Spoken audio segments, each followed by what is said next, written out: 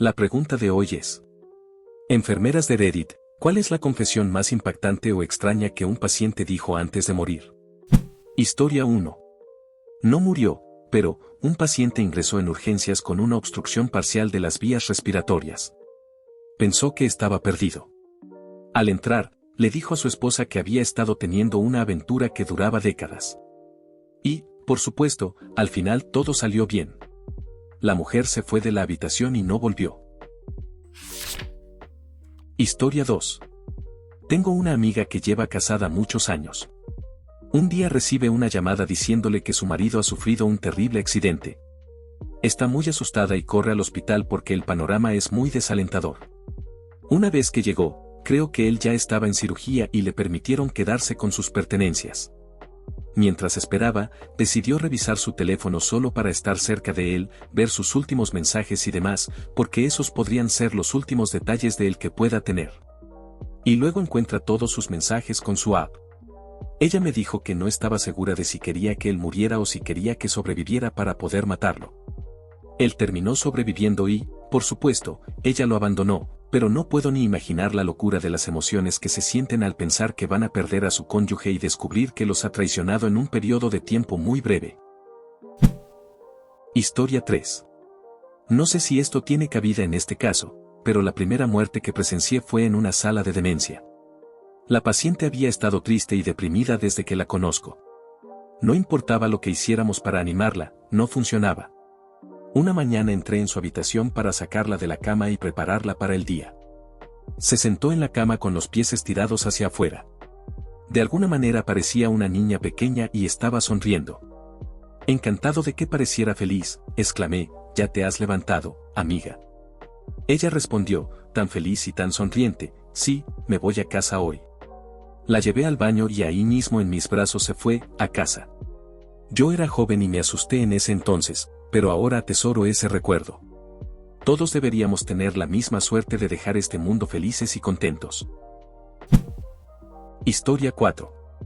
Mi abuelo murió repentinamente hace una semana y esa mañana nos dijo que, hoy me pasa algo raro, y un poco más tarde le dijo a mi abuela, su esposa, siento algo malo. Aproximadamente una hora después, mi abuela subió al baño, regresó como 10 minutos después y él había fallecido mientras miraba la televisión. Ahora que el shock inicial ha pasado, sigo pensando en esas cosas inquietantes y premonitorias que había dicho y en cómo probablemente estaba prediciendo su propia muerte pero no quería decirlo directamente para no molestarnos. Incluso esperó a que mi abuela saliera de la habitación para que no tuviera que verlo sufrir un ataque cardíaco y morir. Se siente como si él lo supiera desde el principio y estuviera casi en control de todo. Lo extrañaré por siempre y solo espero que supiera que lo amábamos tanto. Historia 5. No soy enfermera, pero tengo varios familiares que sí lo son y he escuchado algunas historias extrañas de ellos sobre los pacientes. Mi tía era enfermera de cuidados paliativos y había llegado un nuevo paciente. Nadie sabía mucho sobre él, excepto que no tenía familia y nadie venía a visitarlo. Tenía más de 60 años y su representante médico era un abogado.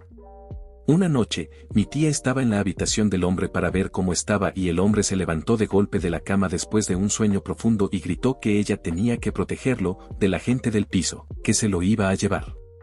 Dijo que era casi como una escena de una película de terror. Y así, el hombre se desplomó sobre la cama y sufrió un paro cardíaco y murió. Resultó que el tipo había sido sentenciado a cadena perpetua por 2 homicidios. Había matado a su exesposa y al nuevo novio de ella y, mientras cumplía su condena de cadena perpetua, le habían diagnosticado un cáncer terminal y, de alguna manera, había obtenido la libertad condicional por compasión. Mi tía estaba convencida de que la gente del suelo eran demonios que venían a arrastrarlo al infierno. Nadie fue al funeral del tipo, excepto mi tía y su abogado. Sus hijos lo abandonaron. Historia 6. Una noche fui a visitar a mi abuela en un hospicio. Llevaba un par de semanas sin recuperarme de los medicamentos y del cáncer en etapa avanzada, y apenas me daba cuenta de que estaba en la habitación.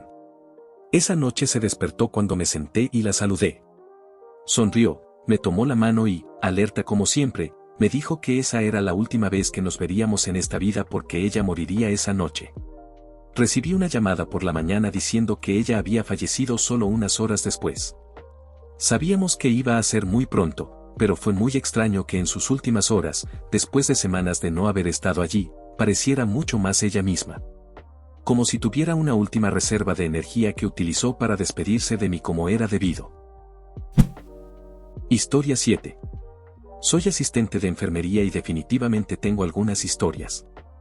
He tenido algunas mujeres mayores que se encuentran en diferentes etapas de demencia que me han contado experiencias de violencia sexual que experimentaron cuando eran niñas. Muchas de las historias eran similares en el sentido de que les decían a sus padres que las culpaban o que no las tomaban en serio. Fue realmente desgarrador, pero nunca supe si eran historias reales. Una vez tuve un hombre que estaba extremadamente enfermo, confundido y en las últimas etapas de su vida. Solo había tratado con él en 2 ocasiones separadas por unos pocos días, por lo que no estaba muy familiarizado con él. En ambas ocasiones confesó haber golpeado a una mujer hasta matarla con gran detalle. El cuándo, el dónde y el por qué. Lo denuncié, pero nunca recibí respuesta. Ninguno de los miembros del personal que habían trabajado con él anteriormente había oído esto. Una enfermera me dijo que alguien había mencionado que tal vez había mencionado vagamente algo al respecto, pero que no conocía los detalles. Tampoco estoy seguro de si fue por la confusión o si era verdad, pero la cantidad de detalles que tenía y la forma en que dijo que estaba listo para que lo encerraran por eso fue realmente inquietante. Historia 8. Daría todo el dinero que gane para poder ser un padre presente para mis hijos, y eso haré si sobrevivo. Me dijo esto antes de ser intubado durante la pandemia de COVID. Después me enteré de que era un empresario muy exitoso pero que nunca tuvo tiempo para su familia. Hoy en día, prácticamente todas las empresas han sido vendidas. Historia 9. Estoy en un centro de cuidados paliativos y ya no puedo pensar en nada extraño ni espeluznante en este momento. Trabajo principalmente con pacientes pediátricos, pero a veces veo pacientes adultos de guardia para otras enfermeras. Recientemente, Jem, que tiene más de 80 años, me dijo que su abuelo estaba sentado en una silla en la esquina de su habitación. Dijo, sé que está muerto, pero está ahí. Le pregunté si lo estaba asustando y me dijo, no, pero me está diciendo que no tome mis medicamentos. Le pregunté qué pensaba que pasaría si dejaba de tomar sus medicamentos y me dijo, ya sabes. Dejamos de tomar sus medicamentos y Jem murió una semana después. Silvia también era una persona que está completamente orientada y consciente de su entorno, pero justo después de ser admitida, comenzó a contarme sobre una figura alta y negra que veía en su apartamento. Ella lo llamaba Scratch porque arañaba las puertas y las paredes. Empezó en la puerta de entrada, pero gradualmente se acercó cada vez más a la cama. Ella no le tenía miedo. Finalmente, pasó de largo de su cama y salió al balcón, y ella dijo que dejó de arañar y estaba rellenando sus comederos para pájaros y regando sus plantas. Otra historia fue la de Benny. Benny vio a sus familiares fallecidos asomándose por la ventana y saludándolo desde el patio trasero. También, algunos pacientes me han comentado que han tenido un par de aventuras amorosas, y un tipo que quería que encontrara a su segunda familia, a la que había abandonado y que no quería tener nada que ver con él. Ellos se negaron. Muchos hijos y padres distanciados. Normalmente, la gente se las arregla para ayudar al paciente. A veces es un caos. Historia 10. Hay muchas cosas que me quedaron grabadas del COVID. Soy enfermera de la UCI. Muchos de ellos se negaron a vacunarse debido a la desinformación sobre las vacunas. Recuerdo que algunos pacientes me dijeron que querían vacunarse después de haber estado tan enfermos. Recuerdo a uno en particular, su esposa falleció recientemente de COVID y quería ver su funeral, pero no tenía forma de verlo. Era un hombre mayor sin mucha experiencia tecnológica. Pude ver la transmisión en vivo usando mi teléfono y le permití verlo. Después de que terminó el funeral, me llamó a la habitación para decirme que estaba listo para morir. Estaba extremadamente enfermo, pero aún consciente, y quería que le desconectaran todo el oxígeno y los medicamentos. Le dimos morfina y Burst y falleció en menos de 10 minutos. Con frecuencia recuerdo a todos los pacientes a los que les dimos iPads para que pudieran hablar por FaceTime con sus familiares por última vez antes de ser intubados, una sentencia de muerte. Algunos pacientes llegaban a ese punto a las 2 de la mañana y llamaban a sus familias varias veces sin que nadie respondiera. Todavía me rompe el corazón. También tuve un paciente que estaba a punto de recibir el alta y me contó que había tenido sueños en los que la muerte lo seguía a todas partes. Mientras esperaba que lo recogieran, sufrió un paro cardíaco y nunca lo recuperamos.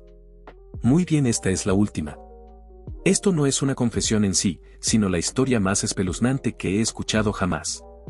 Tuvimos un paciente en la UCI durante meses, enfermo con insuficiencia hepática, intestinos perforados, terapia de reemplazo renal crónico, todo lo necesario.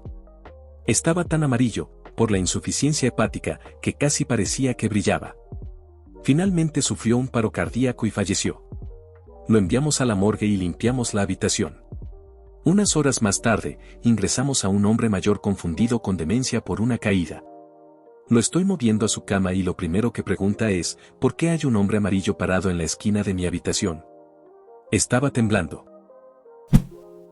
Historia 11. No soy exactamente una enfermera, pero unas 2 noches antes de que mi abuela muriera, mi madre se quedó en el hospital con ella para hacerle compañía esa noche. Tenemos una familia grande y cuando una persona iba al hospital siempre teníamos atención las 24 horas. De todos modos, mi madre salió y durmió en un banco afuera de la sala durante unas horas y regresó con mi abuela diciendo que un viejo amigo de la familia había estado aquí hablando con ella toda la noche y ella seguía diciéndole que esperara, porque mi madre estaba regresando y se había sentido avergonzada aquí porque no estaba a la vista y se estaba quedando sin cosas que decirle. En ese momento, este amigo de la familia había muerto hacía unos 20 años. Unas horas más tarde, se quejaba de que había pájaros volando por la sala y que la molestaban. Le preguntó a su madre si la molestaban y, por supuesto, su madre no veía ningún pájaro volando por allí, obviamente, no había pájaros dentro del hospital. No estoy seguro de si fueron las drogas que estaba tomando, etc., las que hicieron que su mente divagara un poco en los días previos a su muerte, pero realmente es un poco extraño. Historia 12. Mi abuela había estado en proceso de fallecimiento durante unos días, pero todavía se resistía. Mi abuelo había fallecido hacía menos de 6 años, así que prácticamente se había dado por vencida.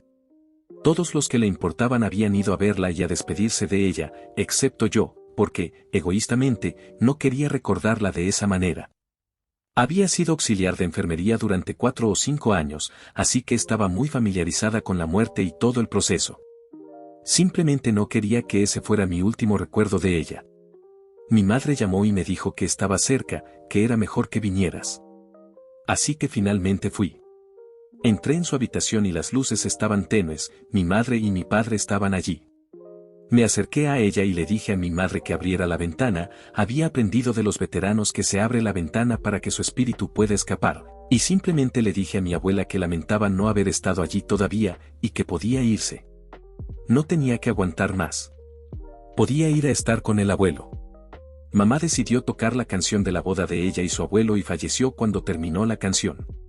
No sé si me estaba esperando o si fue solo una gran coincidencia, pero me hizo sentir que le importaba y la ayudé a irse. Historia 13. Una paciente me dijo que había asesinado a su primer marido en el Reino Unido en los años 40.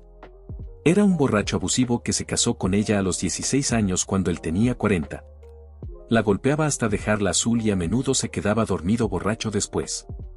Ella dijo que lo envenenó y que nadie investigó el asunto después de su muerte, simplemente asumieron que era el alcohol. Ella sintió que era su única salida ya que no tenía familia ni amigos y tenía miedo de que él la matara si intentaba irse.